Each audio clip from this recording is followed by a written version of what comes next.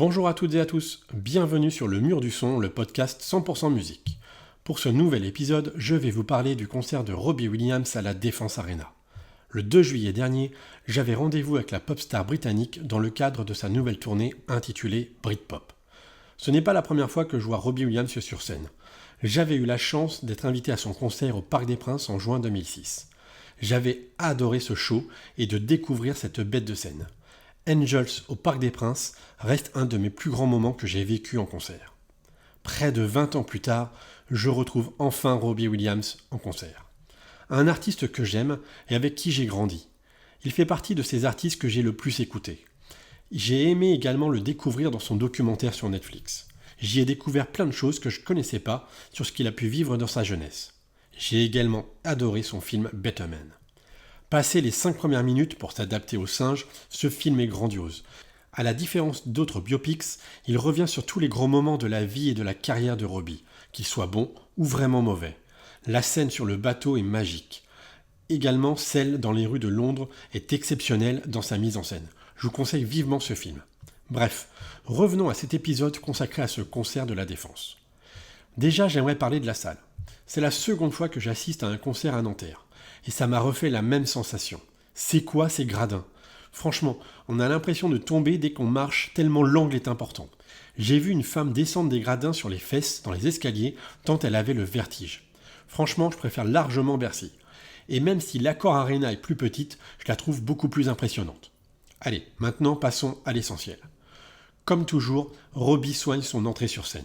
Elle se déroule sur Rocket, l'un des singles de son album à paraître à la rentrée. Un titre punchy qui se conclut par des ailes qui descendent du plafond pour rejoindre l'artiste qui finit dans les airs. C'est magique. Pour mettre l'ambiance, le groupe de Robbie et l'artiste enchaînent un medley taillé pour les stades, dont le mythique Living on a Prayer de Bon Jovi.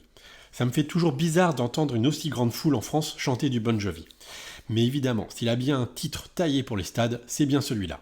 D'ailleurs, petite info, à l'heure où vous écouterez cet épisode, peut-être que ce ne sera pas d'ailleurs une info, Robbie a enregistré un duo avec le groupe du New Jersey qui doit sortir sur une nouvelle édition du dernier album du groupe de rock américain Forever. Affaire à suivre. Pour bien lancer la soirée, Robbie enchaîne avec une de ses célèbres répliques « My name is Robbie Williams, this is my band, and for the next 2 hours, your ass is mine ». Pour celles et ceux qui ont assisté ou qui ont vu son plus grand concert avec Knebworth, cette phrase n'a pas de secret. D'ailleurs, petite info sur le public de Robbie. Eh bien, il est devenu familial, avec des spectateurs entre 40 et 50 ans principalement, mais également des plus vieux et des plus jeunes, ce qui peut être un peu plus surprenant. Mais j'ai croisé des jeunes de 20 ans venus applaudir l'artiste révélé dans les années 90, et ça, c'est génial. Et je pense que l'artiste ne les a pas déçus, car il est revenu au meilleur de sa forme en enchaînant ses plus grands tubes, tels que Let Me Entertain You, Come On Down, Supreme, avec une partie en français, She's the One, Feel, ou des petites pépites de son catalogue, comme Sexed Up ou Love My Life. Personnellement, j'adore cette dernière chanson. C'est vraiment une de mes préférées de l'artiste, tant par la mélodie que par ses paroles. Parmi les pépites, il y a aussi sa reprise de My Way. J'ai toujours adoré sa version que j'avais découvert lors de son concert au Royal Albert Hall à Londres. Les paroles lui vont tellement bien. Allez, un petit regret. Ça aurait été génial qu'il interprète au moins la première phrase en français.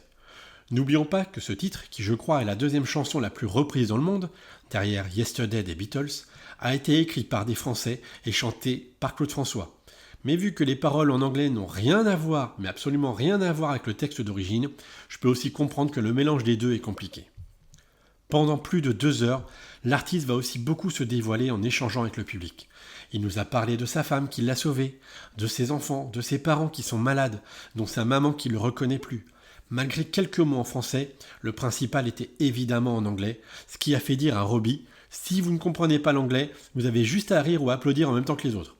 Idem quand il chante une chanson des Tech Dat et qu'il se rend compte que personne ne chante avec lui. Il le dit clairement. Ah oui, c'est vrai que Tech Dat n'a jamais eu de succès ici en France. D'ailleurs, il ne se gêne pas tout au long du show à envoyer des pics à son ancien partenaire de jeu, Gary Barlow. Malgré les différentes reformations, on sent qu'il y a toujours de l'eau dans le gaz entre les deux artistes.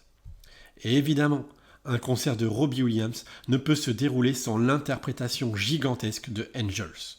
Un titre qui est pour moi l'une des 3 plus grandes chansons de ces 30 dernières années. Et comme en 2006, j'ai eu des frissons en la retrouvant en live. Quelle communion entre un artiste, une chanson et un public. La musique est faite pour vivre et ressentir des émotions, pour fabriquer des souvenirs. Angels de Robbie Williams est toujours un de ces moments. À la fin du show, Robbie a promis de revenir vite en concert en France. Je pense et j'espère que je serai encore là pour l'applaudir. J'aime cet artiste, ses mots et ce qu'il dégage. Cet homme est un phénix. Il renaît toujours de ses cendres et revient toujours plus fort. À 51 ans, il semble apaisé et son nouvel album affiche de belles promesses.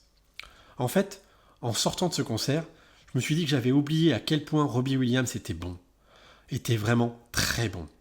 Pendant le concert, Robbie a déclaré « Michael Jackson s'était auto-proclamé King of Pop et tout le monde l'a appelé comme ça ensuite.